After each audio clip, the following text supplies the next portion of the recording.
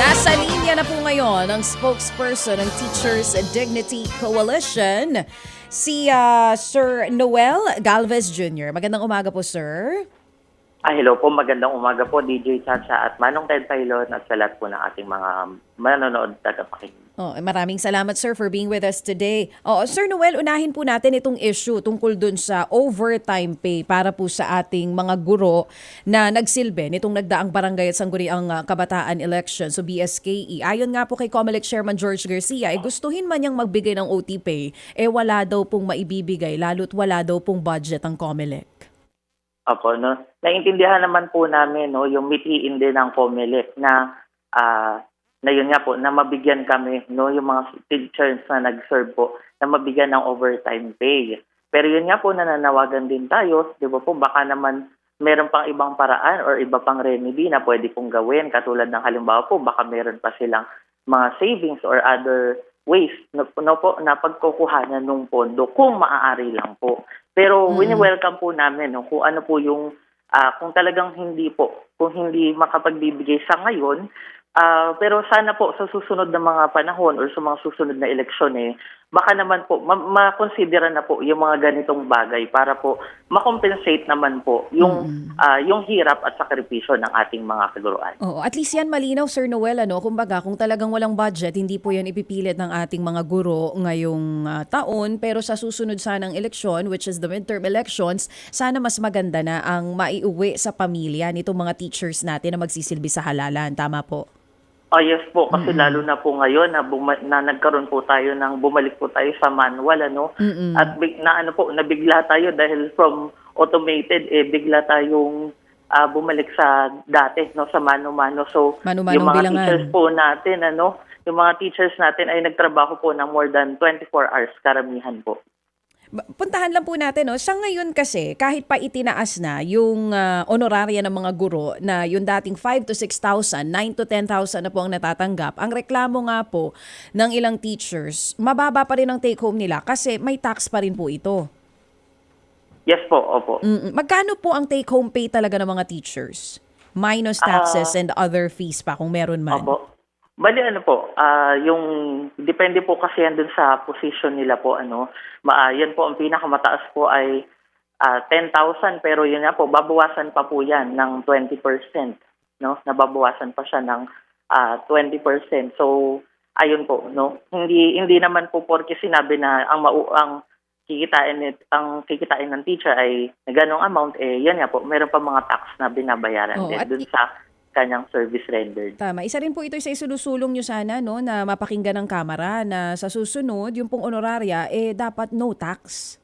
Opo, Wag sana buwisan. po. Yun din po yung isa sa mga hinihiling natin na yun na po ang gawin. Para man lang po kahit paano kung wala po talagang overtime pay doon man lang po makabawi yung ating mga kaguruan na nagsilbi naman talaga na binigay nila yung kanilang buong lakas at buong husay na mabilang at ma-facilitate yung election po. Vinito po kasi yan ang Pangulong Bongbong Marcos Jr. Ngayon po ba may nakakausap na kayo na representante ng mga guro sa Kamara para maisulong itong ipinaglalaban nyo nga po na sana sa susunod na eleksyon buong matatanggap itong 9 or 10,000 na honoraria para sa mga teachers? Po, ayun po, patuloy pa rin po tayo na naglalabi sa kanila na po ulit, na i-reconsider yung panukalang batas po na yan dahil malaking tulong po talaga sa ating mga kaguruan. Pero ang mahalaga, gaya po ng nabanggit nyo kanina, kung hindi man kayo mapagbibigyan ngayon, ito po'y tatanggapin ninyo. Pero sana, again, sa susunod na halalan, mas maganda na nga yung tatanggapin ng mga teachers natin. Yes po, yes po. Punta naman po tayo dito sa sinasabi ni COMELEC Chairman Garcia na yun pong mga teacher na umatras sa pagsisilbi sa barangay at SK elections, dapat daw pong maimbestigahan. Ano po ang reaksyon nyo dito?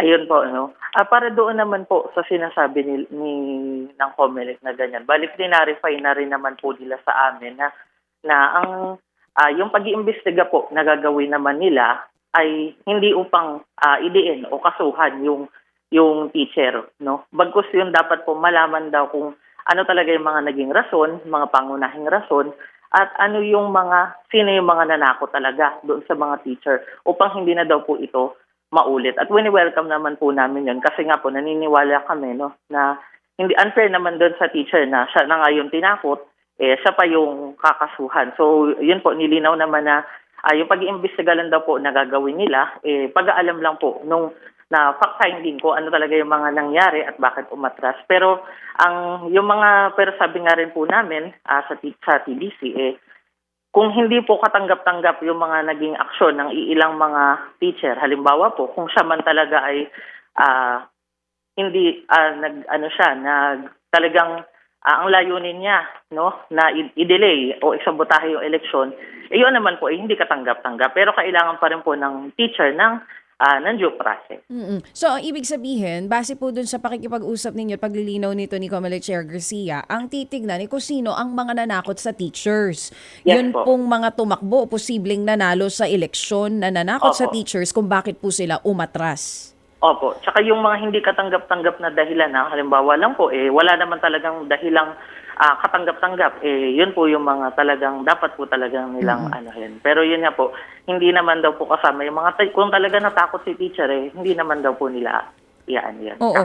Sa press briefing kasi last October 29, karamihan dun sa mga umatras na teachers, galing dun sa mga lugar na alam natin medyo matindi ang labanan. So meron po ba diyang hindi talaga katanggap-tanggap na dahilan?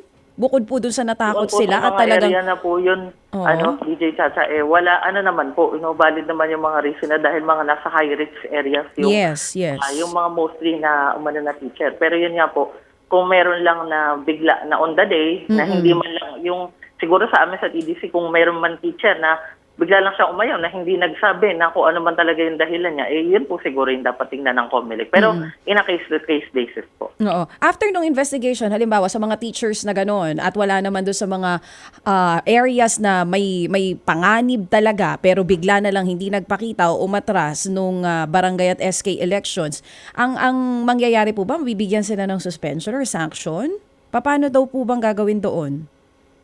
Bali, naman po, ang yun nga po sinasabi ng Comelec, aalamin lang po para sa susunod hindi na mauulit. Pero kung may offense talaga na na kailangang kasuhan, nasaan na po yung discretion na po yun ng Comelec. Pero yun nga po, medyo process pa rin tayo para dun sa teacher. Sa grupo niyo po ba, Sir Noel, sa Teachers Dignity Coalition, ilan po ang nagsilbi nitong nakaraang barangay at SK elections? At meron po ba ang umatras dahil din sa kanilang seguridad?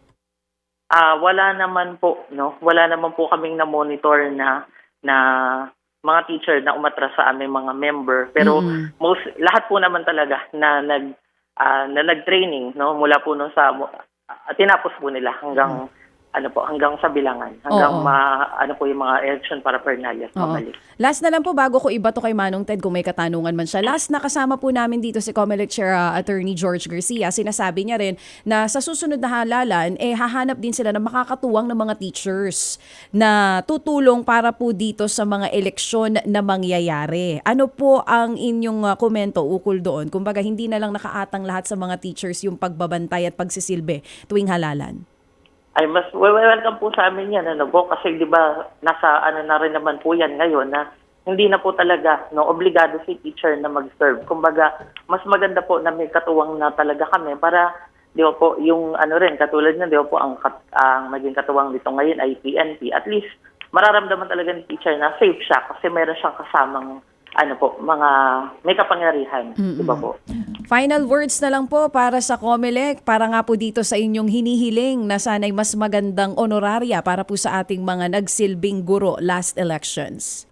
Ayan po, masasabi lang po namin na sa Comelec na ayun po, sana sa susunod po na mga eleksyon mabigyang priority rin po yung mga concerns, na na gawing for subject for study po ng Comelec, yung mga naging experience natin ito, para po sa susunod ma-improve pa natin po ito para mas maganda po yung mga benefits ng teacher. Sir Noel, meron bang mga miyembro ninyo ang naaksidente dito sa habang papunta o galing sa pagtupad ng tungkulin?